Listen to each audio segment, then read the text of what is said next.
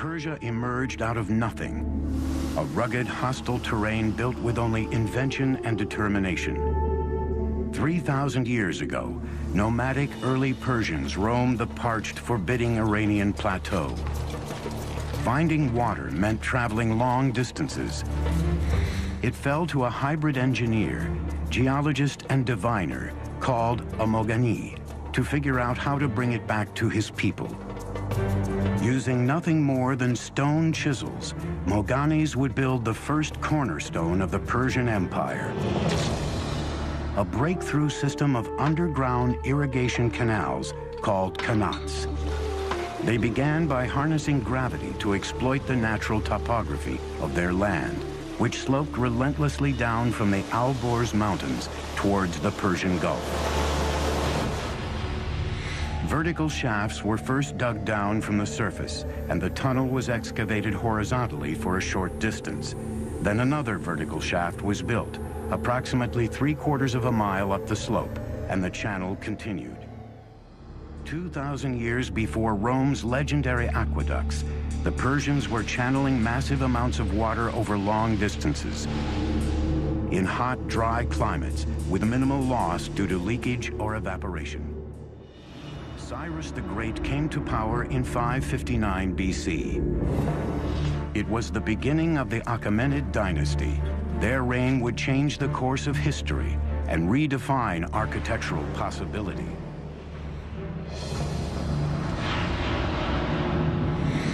By 554 BC, Cyrus had crushed all rivals and became the undisputed leader of Persia. Now it was time to conquer the world. And if he was going to build an empire, he would need a magnificent capital city to reflect its growing stature. In 550 BC, Cyrus launched one of the most ambitious engineering projects anywhere in the ancient world.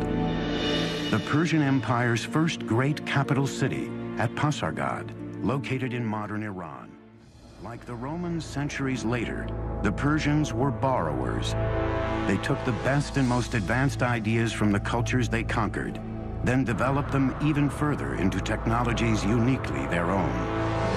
The art and engineering of Pasargadae drew on influences as far-flung as Assyria, Egypt, and Asia Minor, thousands of miles away. Today, over 2,500 years later, crumbling ruins are the only remnants of what was once here, Persia's first shining capital city. Pasargadae's showpiece was its two magnificent palaces, surrounded by a majestic park and vast formal gardens. Among them, the first known appearance of the astonishing paradisia, the four-quartered walled Persian gardens. The gardens had over 1,000 yards of channels of carved limestone, designed such that water would enter small basins every 16 yards. The paradisia of Pasargadae laid the foundations for many of the world's most magnificent gardens for the next 2 millennia. As Pasargadae was being built, Cyrus added to his dominion one enemy kingdom after another. But Cyrus was a very different kind of king. He refused to enslave his new subjects, a revolutionary concept in the ancient world.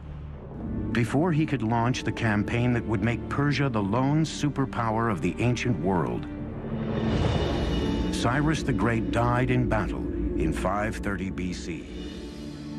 By the time Cyrus died, the Persian Empire had 3 capitals: Babylon, Susa, and Ecbatana. But he chose to be buried in the city he created, Pasargadae, in the tomb that mirrored the man who built it. For 30 years, no power on earth could stand up to Cyrus the Great. Now his throne was up for grabs, creating a power vacuum that would throw the ancient world into chaos. Rivals and pretenders to the throne vied for power.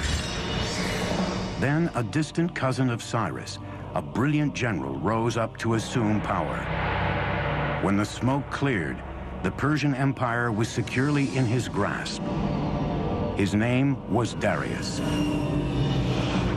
and he would become arguably the greatest Persian king and one of the greatest builders of all time. Darius hit the ground running.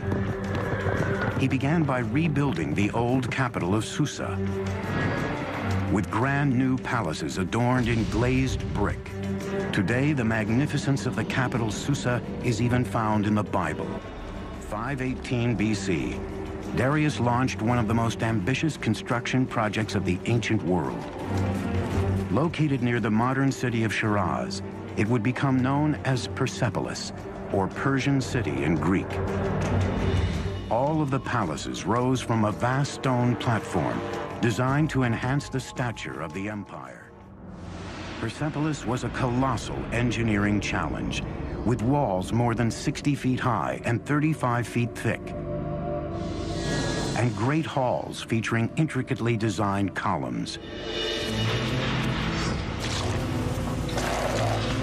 Thousands of architects, craftsmen, and laborers, along with tons of materials, were brought from the far reaches of the empire. Most ancient empires were built by massive armies of slave labor, but Darius, like Cyrus, believed in paying for the work that built Persia's palaces and monuments. The magnificent audience hall Darius built was called the Apadana. Each of those great monumental stone pillars are inspired by the kinds of wooden pillars that upheld a beautiful canvas roof. But now that canvas roof has turned to beautiful cedar wood instead. So the nomadic origins of the Persians gives the impetus to part of their architecture, but that's not all. The city's palaces were adorned in gold and silver, expensive tapestries, and colorful tiles. The walls were studded with carved reliefs of peaceful depictions of visiting dignitaries from conquered lands. But Persepolis' spectacular engineering achievements extended far beyond the city walls. Its intricately designed and constructed water and drainage system were unrivaled anywhere. Before the actual soil was placed in, first, Darius's engineers constructed a drainage system, plumbing, drain pipes. These would be covered. Water was also brought in along the qanat system. But then those drain pipes, which would drain the effluents out, those were taken underground below the surface where the visitor would never see that. Even during his most ambitious projects to enhance the empire's monuments and infrastructure, Darius never stopped expanding his empire. To connect the farthest reaches of the empire, Darius would launch two audacious building projects. One would stretch over 1,500 miles of the Persian Empire. The other would connect the Red Sea to the Mediterranean. 515 BC, Darius orders his engineers to build a massive stone highway, one that would weave the empire together from North Africa to India. Extending over 1,500 miles of the empire, he would call it the Royal Road. This was quite the engineering feat because this had to traverse through mountains, forests, deserts. So typically, earth would be packed, hardened, for example. They may not have had asphalt, but they certainly had knowledge of packing gravel or tiny rocks.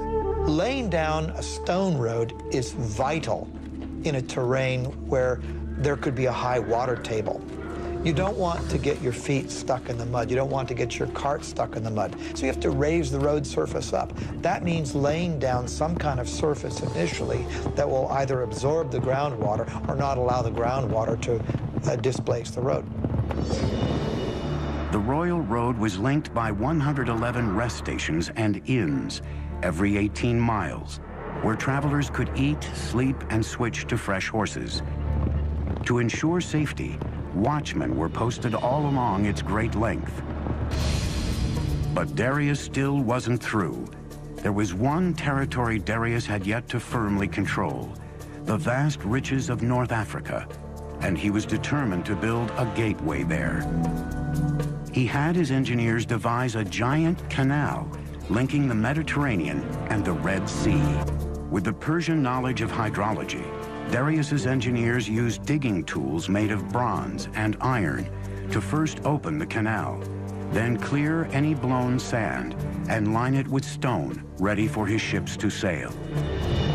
It would take 7 years to complete the 130-mile-long waterway, with a massive labor force of Egyptian stone cutters and canal builders.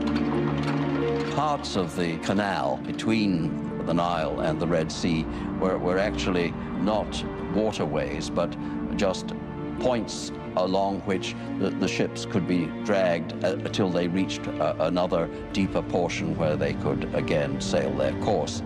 Darius says, I, Darius, king of kings, conqueror of Egypt, built this canal. He connected the Red Sea to the Nile River for trade, and he says, and ships were brought along my canal. By 500 BC, Persia was the largest empire the world had ever seen, even exceeding the size and wealth of Rome at its height 4 centuries later. Persia was invincible, and its appetite for conquest was beginning to frighten an emerging power across the Mediterranean, the city-states of Greece.